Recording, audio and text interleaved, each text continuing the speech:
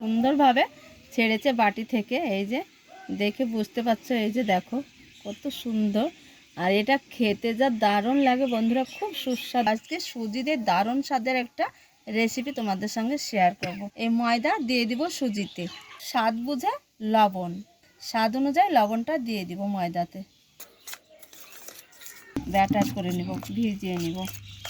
আরও দেখো শুকনো শুকনো হয়েছে। আবারও মাপ অনুযায়ী জলটা আইডিয়া মতো দিতে হবে বন্ধুরা এখানে।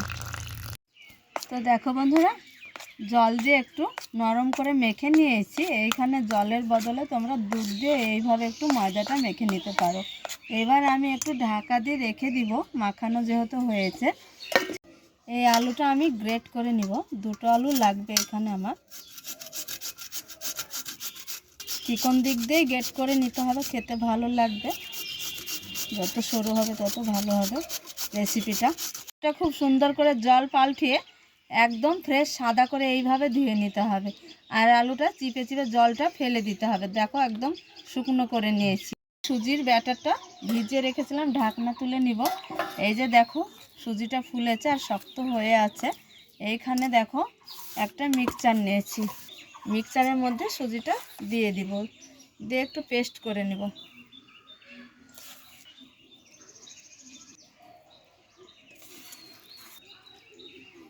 এখানে দিয়ে দিব সামান্য একটু জল, বন্ধ করে একটু পেস্ট করে নিব।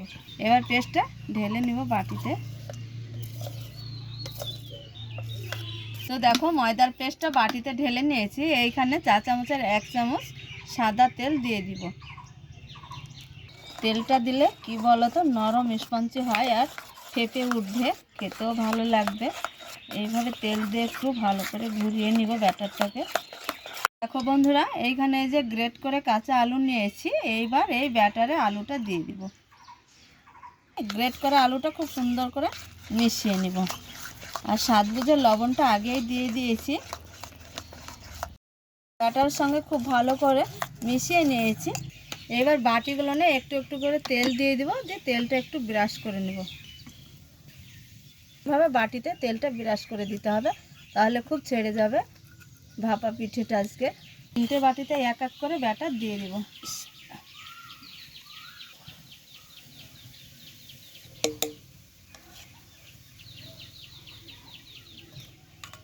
আর জলের উপরে দেখো একটা আমি বেড়ে বসিয়ে দিয়েছি। এইবার যে টিনের থালাতে আমি 3টে বাটিতে ব্যাটার বসিয়ে দিয়েছি, থালাটা বসিয়ে দেব বেড়ের উপরে।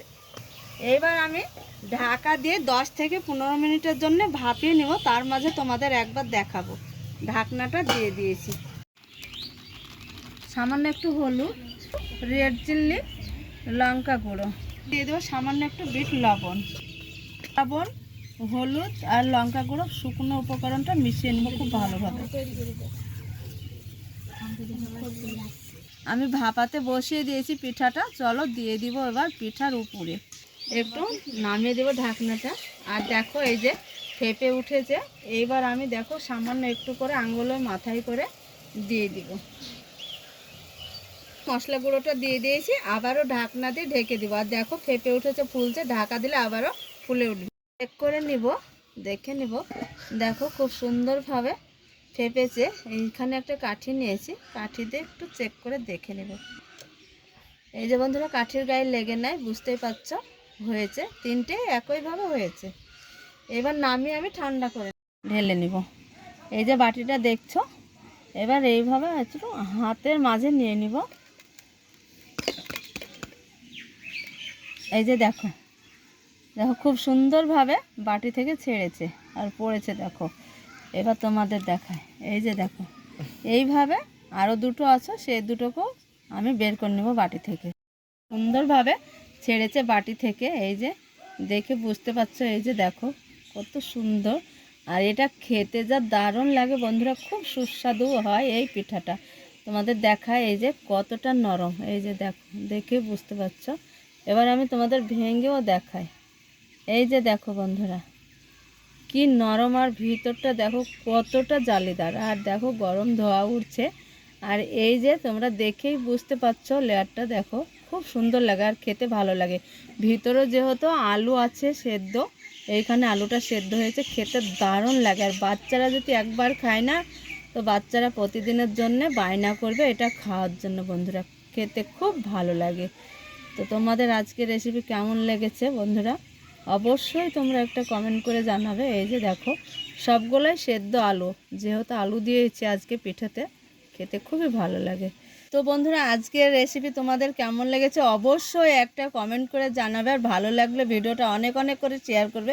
রেসিপি এইখানেই শেষ করছি বন্ধুরা। যেখানেই থাকো ভালো থাকো, সুস্থ থাকো। তোমাদের